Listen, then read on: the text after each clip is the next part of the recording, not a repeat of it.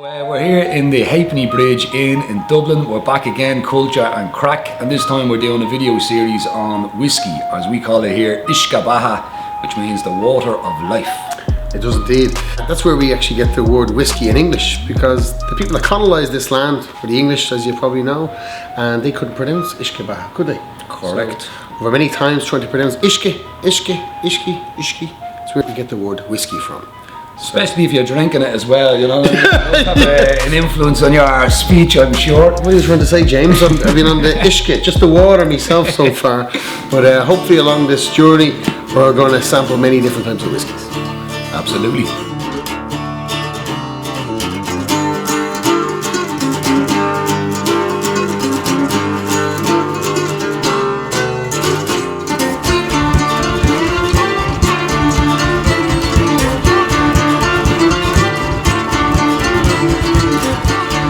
A lot of people think that whiskey originated in either Ireland or Scotland. Of course, we believe it was Ireland. The first statement of Irish whiskey was Aquavitae, the book from down in 1405. Yeah, and then 90 years later it was marked in Scotland. So Ireland claims to have the first recorded history of whiskey. Ireland is the home of whiskey, which is great.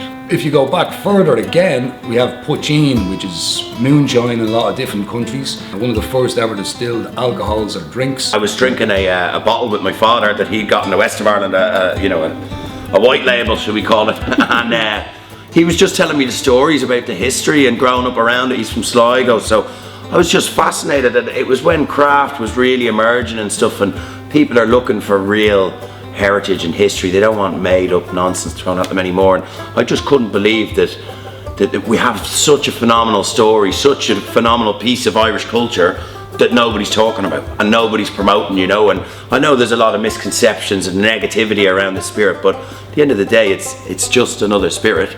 It really is. Like we've 30, 40 different styles of spirit on the back bar. They all do the same thing at the end of the day, you know. Poitín is white whiskey in its simplest form. It's whiskey before it's hit the barrel. A lot of people would have used it as cures. Medicine. Yeah, someone was sick or something, give them some of this. Monks would have made it. Some were done in pastilles, some were done in worm tubes. Poitín translates into small pot, which is essentially what they distill their whiskey in. Up in the hills, out of sight. They couldn't make it too big. Whiskey didn't start in massive stills, the world's biggest pot stills. It slowly got there. And if you look at where poitín came from, every second house in every town had a wee pot still. It was generally the women of the family made it, because it was made in the home, you know, it was made on the stove. So if you didn't make it, your neighbour made it, you swap them for barley, you swap whatever, but it was very, very cultural and different styles all around the island, same as you would with whiskey. And poitín is like, it's having a resurgence now in Ireland. There's one or two people that are doing, like, you should definitely talk to versions of yeah, see, like everyone. But that's not the same because of the percentage. It's just really, it's you can't move your legs after drinking it. I'm going blind. Yeah. The misconceptions, I mean, there are so many. It'll turn you blind. It's only old moonshine. It's dog rough stuff, you know. Real poitín is meant to be 90% alcohol. It's not. It never was. A lot of people still think it's illegal. It has been legal since 1997.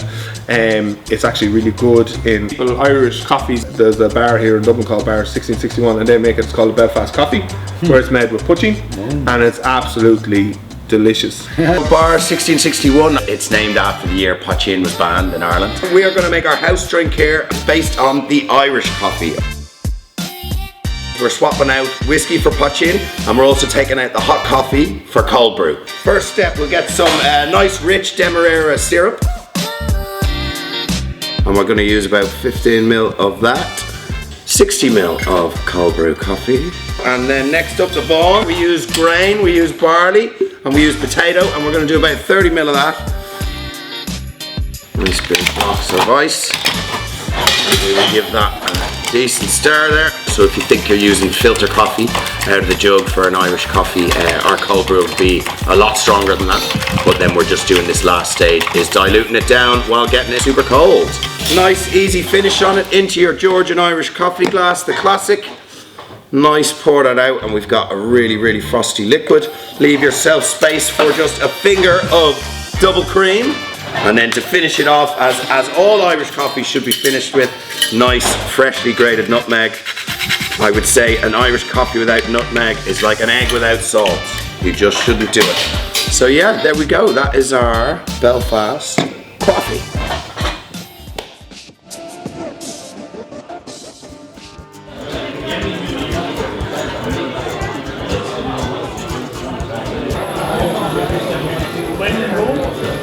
Whiskey used to be an old fella not being bad around, sitting in a pub, having a pint, having a whiskey chaser. Yeah. That was it. Yeah. Nobody under the age of 40 or that would ever have a whiskey.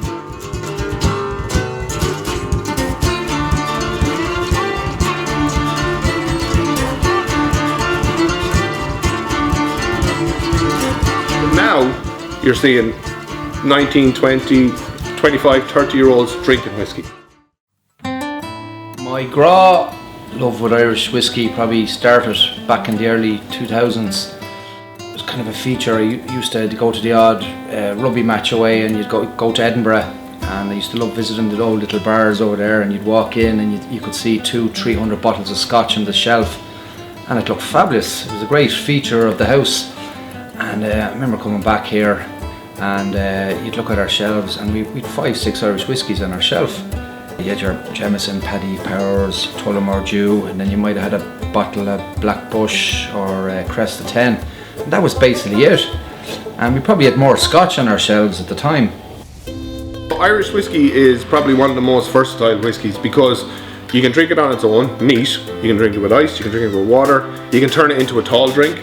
So you've loads, like from your blends to anything, you can turn it into, like, add ginger, lime, soda water. Make me very thirsty. Continue. Yeah. And then cocktails.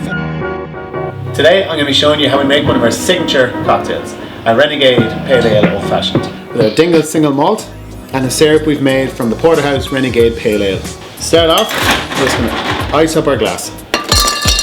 We will add 10 ml of our Renegade Pale Ale. We add some bitters, and then we use our Dingle single malt. We start off with 30 ml of the Dingle single malt, and we stir. So the trick to making a good old fashioned is we get a continuous spin going on our ice. We're going to top this off with a little bit more of our Dingle single malt. We'll fill our glass with ice, and we strain this drink out. To finish this drink, we're just going to take an orange rind, and we're just going to spritz it over the top, just to get those orange oils right on top of the drink. Take it, twist it, and we just drop it in on top of our drink. And there we have a Renegade Old Fashioned made with Dingle single malt Irish whiskey. Although some Scottish claim that whiskey is theirs, there's an awful lot of evidence to suggest that it was the Irish. It was invented here, perfected here, and the Irish lived in and controlled an awful lot of part of northern Scotland. Today would be the Hebrides, and this is where the Irish brought it into Scotland. And over that time we had a different way of distilling. Generally the Scottish whiskey is double distilled, and the Irish whiskey is triple distilled. We make double distilled and triple distilled peated and unpeated whiskey, and so do Scotland. It's just one fell out of favour in each country, and Scotland kind of went more towards double distillation, and we kind of went more towards triple distillation. Just a little bit about like the different styles of whiskey that you can get, because obviously there's what, at least 4, maybe 5 different styles. Yeah, and there's even more coming. So first up, we're going to talk about a blend, and the best example we have on the Irish market would be a staple in every household, which is Paddy Irish whiskey. Named after Paddy O'Flaherty, who was a sales rep for them back in the day. He became so synonymous they decided to call the whiskey after him. It's a blend of single malt, single pot still, and single grain. All that means is 3 different styles of whiskey have gone into making this blend. You can drink it neat, as you did, or else you can make it with, soda, ginger. You can use it for hot whiskey. It's really versatile, and for me, Paddy was always a go-to for hot whiskey. Yeah. So we started off with the Paddy Irish whiskey because it was a blend, and now we move on to one of the next categories, which is single grain. I picked Teelings. It's here in Dublin. It's an exceptional specimen of a single grain because it's aged in bourbon and then finished in wine casks. So single means from a single distillery. Grain means the recipe. So the recipe is predominantly made with corn or maize. It's really soft, mellow. Kind of reminds you of them old cowboy movies where you see lads swigging from the bottle and you're going, how are they swigging that from the bottle? Because it would have been a bourbon, which is pretty much similar to a single grain style. Really easy to drink, very easy to drink. A single malt, it's like one of the more popular ones. So it means it comes from a single distillery and the malt is the recipe and it's 100% malted barley. Yeah, nearly every distillery would have a single malt. Nearly, not all of them, but like if you say to somebody, name a style of whiskey, the single malt, I'd say it'll probably be the first thing off their tongue because they see it so often. Single pot still is an Irish style. It has a GI, which is a geographical indicator. It's like champagne. So single pot still can only be called single pot still in Ireland. It was made here to avoid a tax. It was a tax dodging thing when a certain person of the royal family was trying to impose a tax on Irish distilleries. Up until 100 years ago, Ireland was controlled by England, as we know, and as a way of generating tax, what the Crown did was they tried to tax all these different distilleries. It was up to 1,200 around the country, but they popped up, some wouldn't pay, much like today, not everybody pays their taxes. So what they decided to do was tax the malted barley. The Irish were probably good at it the odd time, pulling an old stroke. They decided to, when they were producing the whiskey, have unmalted barley and malted barley, so they would get away with paying the tax. And anyway, the aftermath of it was this beautiful, spicy, fruity, floral, even leathery whiskey, which became known as pot still whiskey, which is probably the original, kind of one of the original styles of Irish whiskey, and probably to this day one of the most popular styles of Irish whiskey. We invented something by accident, the mixture of malted and unmalted. But the only reason that came about was because of the tax. Yeah, the Irish style. No planning, just all fluke. We're going to finish off with a single pot still, a quintessential Irish whiskey. Again, single from a single distillery. Pot still is the recipe. It can be confusing because we do make it in pot stills as well, but it's actually the recipe. Powers John's Lane 12-year-old single pot still, an absolute classic. Yeah. And you're going to get that creamy, oily, it's really, really beautiful mouthfeel. So yeah, for me, you gotta love, single pot still. It's as Irish as it gets. I like the last two. I'm not gonna lie, I like them all. But that is definitely, it's less harsh, and I can pick out the flavours. This is our own single cask redbreast. There's 540 bottles. It's cask strength 59.7. That's 17-year-old. This is liquid gold. You get to see the colour of this.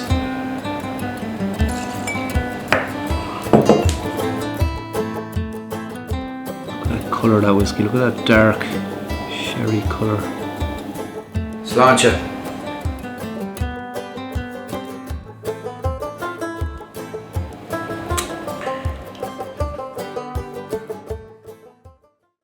Irish and Scottish people, they're always fighting out who invented whiskey, who invented it. I think it's easy to say one or the other, but really you have to look back at the time. We were peasant folk, we worked the fields, loads of kids in a one-room house, would have been very, very hard times to survive. So what does drinking whiskey do? It warms you up and it dries you out. So that's why Scottish and Irish would have had a great culture of drinking this high-proof spirit. It raises your spirits, after a pretty awful day, hammering sideways rain in the west of Ireland.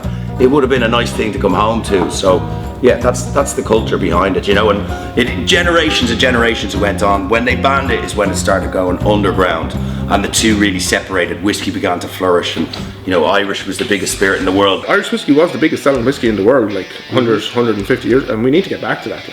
The 1800s Irish whiskey was the toast of the aristocrats in Europe. Irish whiskey was the drink back then, and how a course of events changed that. Us getting our independence with Great Britain, and following the trade war, following with that, prohibition in the States. We used to do everything in pot stills, and when the column still came in, Ireland was like, oh no, that's kind of ruining it's doing it too fast. It's not, it's not invention by Ananias Coffee. Yeah. Some of the distilleries not modernising, and where the Scotch distilleries did. He was Irish, he made it here in Ireland, but yet the Scottish were the ones that took it and ran with it. Then they were able to do more volume of whiskey. It was quicker to do double distillation, whereas we would do triple, more. And that's why if you go to America, an awful lot of Americans will actually just go, oh, can I have a Scotch? They just think whiskey. They just think whiskey is Scotch. Yeah. Scotch tended to go that way, and Irish whiskey went that way throughout the early 1900s and into the mid 1900s. whereas it came nearly to the 1960s, 70s, where Irish whiskey was on the cusp of being lost until the amalgamation of Irish distillers was formed. So like in Middleton you've got Paddy, Powers, Jameson, Redbreast, Green Spot, your Middletons, your Dargailochs, they're all made there. And they're all done in different ways. But if they didn't do that in the 70s, like, we wouldn't have Irish whiskey. They owned all the distilleries in Ireland because there was only two.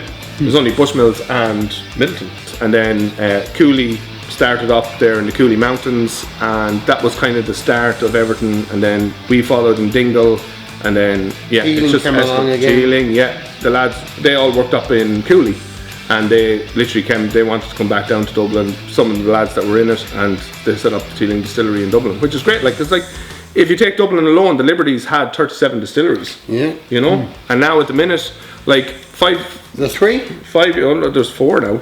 Oh yeah. You've got Dublin Liberties, Teeling, Rowan Co and Pierce. And Pierce Line. Yeah. Most of the tourists wouldn't know what the Liberties is, but it's a community in the area of Dublin, and it's all around the old and medieval parts as well. There's a big community spirit all around this area. There's a few mad people as well, a few characters, and that's what makes the Liberties special. Fallons Bar is right in the heart of the Liberties. I live about 5 minutes up the road, so I'm born and bred in the Liberties as well. The back fixture here was made by the workers of Powers. There's only 2 of them made in the whole world. The first one, I don't know what happened to it, but the second one was installed in here. Fallons Bar is in the heart of the distillery quarter. It's in close walking distance to all the distilleries, Teelings, Liberties, Rowan Co, Guinnesses, the Jameson Distillery, so it's in the heart of it. And that's why the lads out of Powers in Thomas Street used to come down here and have a few whiskies on their breaks. So the distillery was up in Thomas Street, as we all know, so that was it. It was kind of off the beaten track, and you wouldn't get caught. Your man Conor McGregor, what do you think of his whiskey? It's the same as Johnny Walker or any of them. It's a drink to have, to mix. It's an everyman's drink, and it did the business, like, you know. His allocation was meant to last him a year. I think he sold it out in 3 or 4 months. And it gets people that weren't talking about Irish whiskey talking about Irish whiskey. Sure, empty bottles were going for $120 online. In the last 10 years, like, or 15 years, we went from 2 distilleries, and now we're at 40 in the country, which is great, like. And now where we are today, how it's come full circle again, and how Irish whiskey is making such a great comeback around internationally and at home. And here at the Palace, we like to really try and do our bit and be at the forefront of it all. But Scotch has so much stock. Scotch, like Irish whiskey, like let's say the volume of Irish whiskey won't hit the same volume of Scottish whiskey until probably 2030. Because So it's done a flip. yeah, it's starting to do, like, Irish whiskey is growing nearly 200-300% every year. It's crazy, like. Not down to absolutely crazy. any individuals. No? No, but now you're seeing 19, 20, 25, 30-year-olds drinking whiskey. Drink, and actually Not just having one, sipping on it. yeah, sipping on it, having cocktails, buying bottles for themselves at home to try different things. And that's where Irish whiskey is actually going to, it's growing more and more. It's so versatile that it can be used in so many different ways. And like, that's like me going around bars. I'm like, I want you to, you know, come up, be inventive, make something unique for your bar, for your customers, you know. And that's, it means then you're getting more people drinking Irish whiskey, you're getting more people tasting Irish whiskey. And I'd say, yeah, hopefully in 10 or 15 years we will be the #1 selling whiskey in the world. I'm glad that's over, James. Tara was wrecking the head. I know, thank God. Here, come on, you go for the point. I'll show you. Sound, This way, yeah. this way.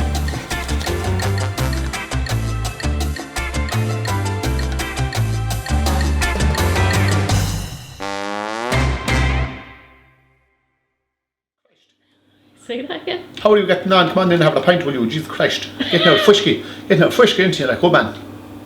That's classic. All over, back over here and start selling the all The the noise is pubs. great.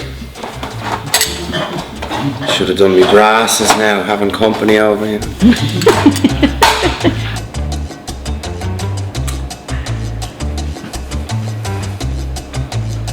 Nice breakfast. It's a bit of crack. It's just like oh, we're Irish, we drink a lot and all that kind of, you know. Well, I could say the same thing about our rules. Ash should just put it in anything. It's wet. Yeah, it's wet. How do I drink this? You put it in your mouth. Look at that colour of that. You have a little bit of a Colin Meaney vibe off you, do you know? That's not a bad thing. Not the accent. Not the accent. Like, there's a little bit in it good. Who likes paying tax anyway? I don't. Not after looking at my last pay slip anyway.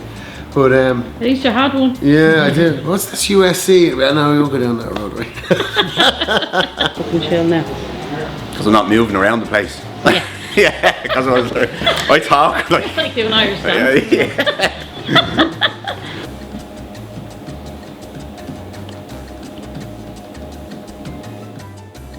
Is this your Colin Meaney look you're doing right now? They actually employ people from the Liberties in order to get that community spirit developed in most of the places where they work. So there we go. Developed most of the places where they work. The first half of that was deadly. What they did was, in English come over, is they took our land, took everything, but they, whatever we said to them in Irish, they just anglicised it and put it into English. Yeah. So the locals were saying fushka, and they went, oh, we'll just call it whiskey. I like your little accent at the end. That wasn't still recording, was It was, yeah. That was the best bits. They're like writer's tears. To be honest, you have to respect it as well. There's no point throwing whiskey into you after a lot of pints. Yeah, I've learned that. But Butchie, so you know everybody used to have a bottle. Like there was like a bottle in there, and you're like, don't touch that, or it had something on it. I had a bottle not too long ago myself. Do you know where some people Why like? is this wine clear? Or you remember them Holy Mary bottles, the plastic ones? People used to keep putting in that. There's an Irish whiskey there for everybody. That's the thing. That's the thing. We're an Irish whiskey community. There's one there for everybody in the audience. The owner there, Roshi. Oh, the